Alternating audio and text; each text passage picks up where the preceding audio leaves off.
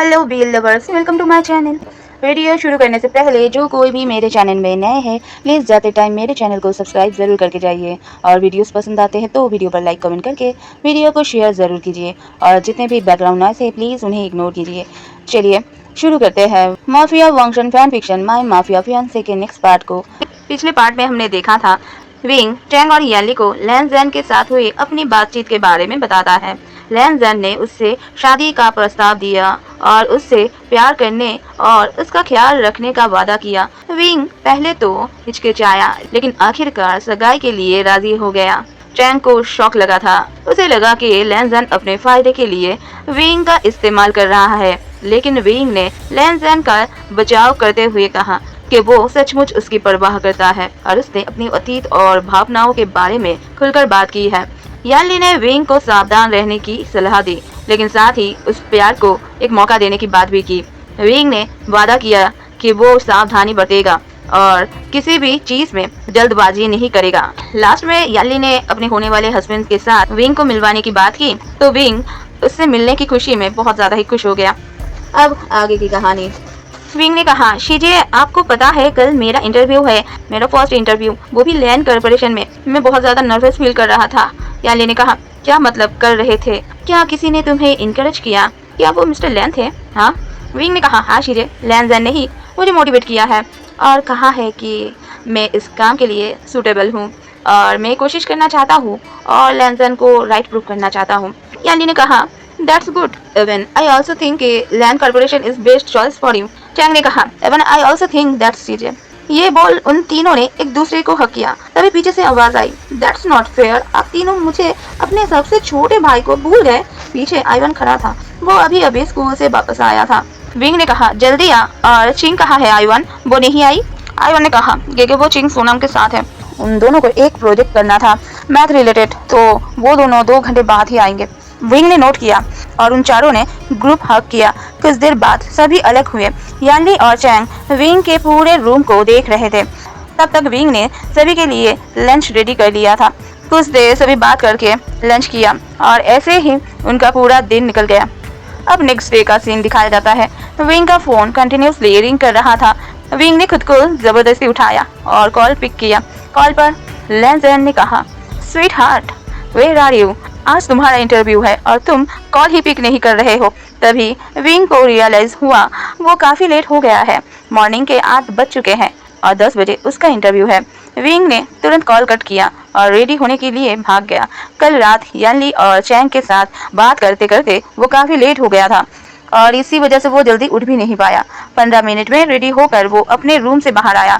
जहां जैसे ही वो बाहर निकल के किचन में जा रहा था तभी उसने देखा किचन में याली और चिंग ब्रेकफास्ट प्रिपेयर कर रहे थे। विंग ने याली और चिंग को गुड मॉर्निंग विश किया। याली ने कहा, आशियान जाओ ब्रेकफास्ट टेबल पर बैठो, मैं तुम्हारे लिए ब्रेकफास्ट लगाती हूँ। विंग ने नोट किया। याली ने उसके लिए ब्रेकफास्ट लगाया और चिंग और याली भी उसके साथ ब्रेकफास्ट करने लगी। वही चैंग और आइवन अभी भी रूम में सो ही रहे थे। विंग ने कहा, जी क्या ब्रेकफास्ट एक्स्ट्रा है? मुझे थोड़ा सा पैक करके दीजिए। वो मुझे। याली ने कहा, मिस्टर लैन के लिए? हाँ, मुझे पता था तुम ऐसा कुछ करोगे। मैंने पहले ही तुम दोनों के लिए लंच और मिस्टर लैन के लिए ब्रेकफास्ट पैक करके दिया है। किचन सेल पर रखा है, ले जाना। विंग ने कहा, thank you Shije, I love you. ये बोल उसने याली को हक किया और उसके टिक्स पर एक छोटा सा किस करके कहा, you are the best Shije in a whole world. ये बोल उसने लंच बॉक्स लिया और वहां से चला गया। अब हमें लैंड कॉर्पोरेशन का सीन दिखाया जाता है। विंग टैक्सी से निकलकर सीधा लैंड कॉर्पोरेशन के अंदर चला गया। रिसेप्शन से वो सीधा इंटरव्यू एरिया के लिए निकल गया। वहां पर कुछ और लोग पहले से ही बैठे थे। वो सभी भी वहां इंटरव्यू के लिए ही आए थे। जब विंग वहां बैठा हुआ था तभी वहां पर शुयांग आया। वो विंग को अपने साथ थोड़ी दूर पर ले गया। शुयांग ने कहा, लिटिल मास्टर वुशियन, आपके इंटरव्यू के बाद बॉस ने आपको उनके केबिन में बुलाया है। आप प्लीज़ इंटरव्यू के बाद वहां पर आ जाइएगा। वैसे मैं उनका पीए हूँ, मेरा नाम शुयांग है। विंग ने कहा, शुयांगे, क्या आप मेरी हेल्प करेंगे? आप ये ब्रेकफास्ट लंजन को दे दीजिएगा। मैं अभी इंटरव्यू के लिए जा रहा हूँ और मैं मेरा काम होने के बाद केबिन में आ जाऊँगा। आप बस मुझे डायरेक्शन बता दीजिएगा। शुयांग ने बस नोट किया और ब्रेकफास्ट लेकर लंजन के केबिन के लिए निकल गया। उन दोनों को ऐसे बात करते हुए 2 ओमेगास देख रहे थे। उन्होंने बस यही देखा था कि विंग और शुयांग एक साथ खड़े हैं और बात कर रहे हैं, और विंग ने शुयांग को ब्रेकफास्ट भी दिया, पर वो दोनों ओमेगस बस उन्हें देख सकते थे, न कि सुन पा रहे थे। विंग वापस जाकर वही बैठ गया जहां वो पहले बैठा हुआ था। कुछ देर में ही सभी लोगों का इंटरव्यू स्टार्ट हो गया। कोई भी वहां पर 15 मिनट से ज्यादा नहीं रुक रहा था। सभी जब निकल रहे थे तो अपने चेहरे पर सैडनेस लिए निकल रहे थे, जिसे देखकर कोई भी समझ सकता था कि ये इंटरव्यू के रूल्स कितने स्ट्रिक्ट है। उन्हें देखकर विंग को भी थोड़ा अजीब लग रहा था। वो बस अपने नंबर का वेट कर रहा था। कुछ देर में उसका भी नंबर आ गया। वो जैसे ही अंदर गया वो शॉक हो गया। विंग ने जब अंदर देखा तो शॉक हो चुका था वो। वहाँ पर मिस्टर लैन शिचन और जियांग फेंगमियन थे, और उनके साथ 2 असिस्टेंट भी थे। ये सभी मिलकर इंटरव्यू ले रहे थे। विंग इस बात से शॉक था कि इंटर्न के रिकॉर्डिंग ये सभी प्रोफेशनल क्यों इंटरव्यू ले रहे थे। उसने अपनी ऑकवर्डनेस को हक किया और एक प्रोफेशनल एप्लीकेंट की तरह उन सभी को ग्रीट किया और इंटरव्यू स्टार्ट किया। उन सभी ने भी कई सारे क्वेश्चंस और टास्क विंग को दिया, जिन्हें विंग ने पूरा किया, जिससे जियांग फेंगमियन और लैन शिचन पूरी तरह से सेटिस्फाइड थे। इवन लैन शिचन भी काफ़ी अमेज्ड थे। विंग के सभी आंसर से उन सभी ने विंग को अप्रूव कर दिया था। कुछ देर में विंग वहां से निकल गया और वो सीधा लैनजन के केबिन के लिए निकल गया। लैनजन के केबिन में लैनजन कुछ क्लाइंट के साथ अपने केबिन में था। उन सभी की शॉर्ट मीटिंग चल रही थी। विंग ने एक बार केबिन को नॉक किया, पर कोई भी आंसर नहीं आया। किसी ने भी नॉक नहीं सुना था। विंग ने धीरे से डोर को ओपन किया। उसने देखा वहाँ लैनजन एक चेयर पर बैठा हुआ था और एक पर्सन उसके सामने बैठा था जिसकी एज 48 के आसपास थी, और उसके साथ एक ओमेगा गर्ल थी जिसकी एज 21 या 22 थी। विंग उन सभी को देखकर वापस जाने ही वाला था कि तभी उससे पीछे से आवाज़ आई, जाकर सोफे पर बैठो, मैं आता हूँ। ये सुनकर विंग वही सोफे पर बैठ गया जो थोड़ी ही दूर पर था। 48 इयर्स के अल्फा ने कहा, मिस्टर लैन, मैं इस प्रोजेक्ट को काफ़ी अच्छी तरह से हैंडल कर सकता हूँ, और वैसे भी मेरा अल्फ़ा बेटा और मेरा ओमेगा बेटी ही इस प्रोजेक्ट को हैंडल करने वाले हैं। और मिस्टर लैंड, मैं आपको इसके बदले में अपनी ओमेगा बेटी देना चाहता हूँ। प्लीज़ अब आप हमें ये प्रोजेक्ट दे दीजिए। और वैसे भी मेरे ओमेगा बेटी आपको बहुत पसंद करती है। वो आपको कई सालों से एडमायर कर रही है। लैंजा ने कहा, नो थैंक्स, मुझे किसी भी ओमेगा की कोई ज़रूरत नहीं है। मेरे पास मेरा ओमेगा है। मैं वैसे भी एंगेज हूँ। ओमेगा गर्ल ने कहा, मिस्टर लैन, मैं चाहती हूँ बस एक बार आप मुझे देखें, मुझे जाने। मैं आपको पूरा यकीन दिलाती हूँ आपका ओमेगा मुझसे अच्छा नहीं होगा। और मिस्टर लैन, हम दोनों ही बिजनेस फैमिली से आते हैं। आप एक बार मुझे बस चांस दीजिए। लैंजर ने कहा, मेरा ओमेगा एक जेलस टाइप ओमेगा है। वो मुझे किसी के साथ, और ख़ास करके किसी ओमेगा को मेरे साथ बर्दाश्त नहीं कर सकता। Hope you understand. Omega girl ने कहा, मिस्टर लैन, आपके ओमेगा को ये कभी पता ही नहीं चलेगा कि हम दोनों एक साथ हैं, और मैं आपको पूरी तरह से सेटिस्फाइड कर सकती हूँ मिस्टर लैन। लैंजर ने कहा, आर यू श्योर? मेरे ओमेगा को इस बारे में पता नहीं चलेगा, और अगर पता चला कि तुम ऐसा कुछ कर रही हो, तुम उसके परिणाम को खुद हैंडल कर पाओगे? ये सब लैंजन विंग को देखकर बोल रहा था, जो पहले ही गुस्से में लाल हो रहा था। उसकी आंखें पूरी तरह से लाल हो गई थी। साफ नजर आ रहा था कि विंग गुस्से में था। ओमेगा गर्ल ने कहा, अगर आप ऐसे ही मेरे साथ रहेंगे तो भी मैं आपके साथ रहने के लिए रेडी हूँ मिस्टर लैन, और अगर कुछ भी हुआ तो उसके परिणाम सिर्फ मैं हैंडल। वो अपनी बात कंप्लीट कर भी नहीं पाई थी। उसे अपने बालों में शार्प पेन महसूस हुआ।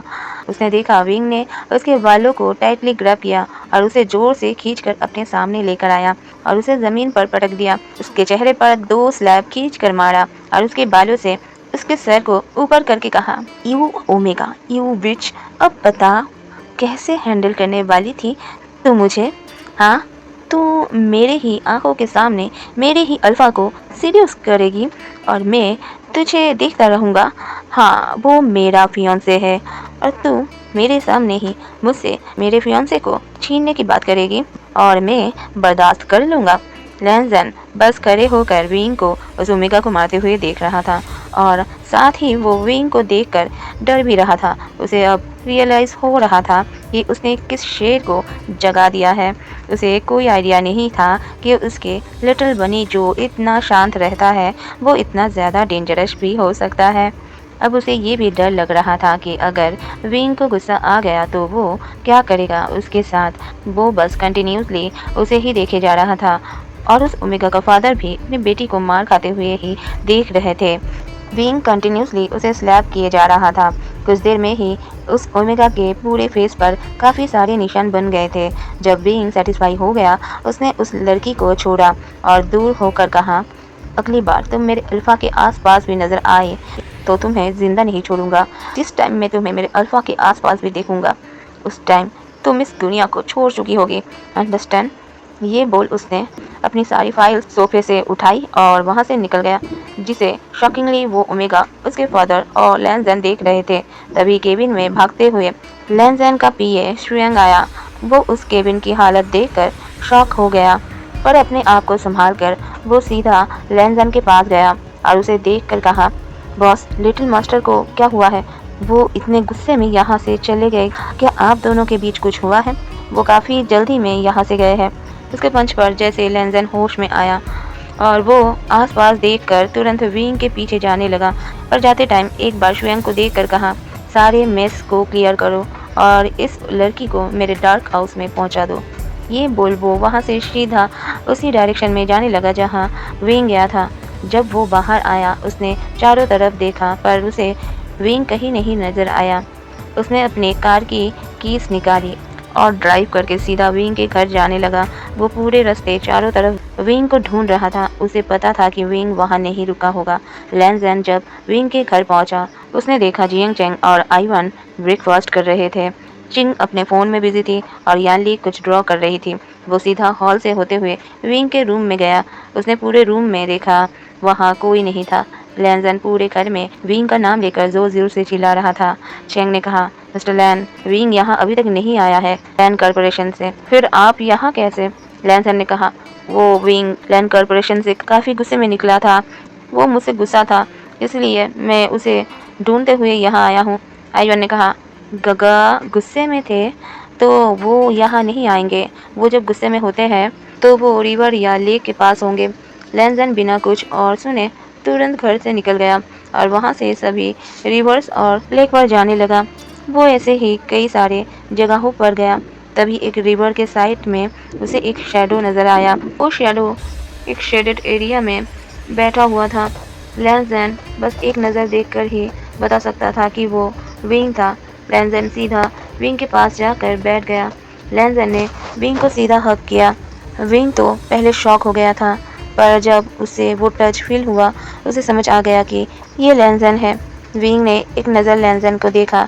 लैंजन जब विंग को देखा तो वो काफ़ी टेंस हो गया। विंग की आंखों में आंसू थे। विंग की पूरी आंखें लाल थी और उसे देखकर साफ समझ आ रहा था कि वो कितना हर्ट है। लैंजन ने कहा, स्वीटहार्ट, माय बनी, तुम रो क्यों रहे हो? ये बोल लैंजन ने पूरी तरह से विंग को अपने आप से लगा लिया और उसे शांत करने लगा। विंग कंटिन्यूसली रो रहा था और लैंजन उसे शांत कर रहा था। लैंजन ने कहा, क्या उस ओमेगा ने तुमसे जो कहा तुम उससे हर्ट हो? वो ओमेगा पागल है। बनी, तुम बहुत अच्छे हो। उस ओमेगा को ये तक नहीं समझ आया वो एक माफिया किंग से बात कर रही है और मैं कभी भी ऐसे ओमेगा सिलेक्ट करूँगा भी नहीं जो मेरे लिए सूटेबल ना हो और मेरी टक्कर का ना हो। स्वीटहार्ट, मुझे तो लगा था कि तुम मुझे भी उस ओमेगा की तरह ही पनिश करोगे, पर तुम तो मुझे वहाँ छोड़कर यहाँ आ गए। तुम्हें पता है मैं तुम्हें कहाँ कहाँ ढूंढ रहा था? मैं तुम्हारे घर आया और उसके बाद आसपास का पूरा एरिया का सभी लेक और रिवर्स पर भी गया, पर तुम कहीं नहीं मिले। विंग ने कहा, क्यों? लैंजन ने कहा, क्या मतलब है तुम्हारा स्वीटहार्ट? मैं तुम्हारे लिए वरिड था। तुम मेरे फियांसे हो और मैं तुम्हें छोड़ थोड़ा ही सकता हूँ। विंग ने कहा, पर मुझे नहीं लगता। तुम्हें तो वो ओमेगा पसंद थी ना? तुम उस ओमेगा के साथ जाना चाहते थे, तो प्लीज़ जाओ, यहाँ से जाओ, मुझे तुम्हें देखना भी नहीं है। लैंजन ने कहा, ऐसा मत बोलो माई बनी, मैं कभी भी किसी और ओमेगा के पास क्यों जाऊँगा? विंग ने कहा, लैंजन, कभी भी अगर तुम्हें ऐसा फील हो कि तुम्हें मेरी ज़रूरत नहीं है या ऐसा लगे अब मैं तुम पर बोझ बनता जा रहा हूँ। तुम बस मुझे बता दोगे और आई प्रॉमिस मैं बिना किसी आर्गुमेंट के तुमसे दूर चला जाऊँगा। पर तुम कभी भी मेरे सामने किसी और ओमेगा को मत चुनना, ये मुझे सबसे ज़्यादा पेन देगा। तुम कभी भी मुझसे ये कह सकते हो कि तुम मुझसे प्यार नहीं करते, पर मैं कभी ये बर्दाश्त नहीं कर पाऊँगा कि तुम मुझे कहो कि तुम मेरे रहते हुए किसी और को प्यार करते हो। इस चीज़ से सिर्फ किसी का दिल नहीं टूटता है, वो इंसान भी टूट जाता है, हर दिन घुट-घुट के मरता है। प्लीज़ ऐसा कभी मत करना प्लीज़। विंग ये कंटिन्यूसली रोते हुए बोले जा रहा था। वही लैंसन बस डम्फाउंडेड होकर विंग की बातों को ही सुने जा रहा था। उसे अपने हार्ट में पेन फील हो रहा था। वो समझ रहा था कि विंग उसके सुबह की हरकत की वजह से कितने पेन में है। उसने गलती की है, पर उसे लगा था कि विंग उस पर गुस्सा करेगा, पर कभी भी उसे ये नहीं लगा था कि वो विंग को इतना हर्ट कर देगा। लैंसन ने कहा, आई एम सॉरी स्वीटहार्ट, मैं तुम्हारे ऊपर किसी को सिलेक्ट नहीं करूँगा। मैं प्यार करता हूँ तुमसे और पूरी लाइफ तुमसे ही प्यार करूँगा। आई एम सॉरी माई बनी। ये बोलकर उसने फिर से टाइटली विंग को हग कर लिया। लैंसन की आंखों में हल्के से आंसू आ गए थे। आज के लिए इतना ही। आगे की स्टोरी नेक्स्ट पार्ट में। Hope you like this story and please stay connected with me. Thank you everyone for support and care. Bye bye, B lovers. टिंग टिंग।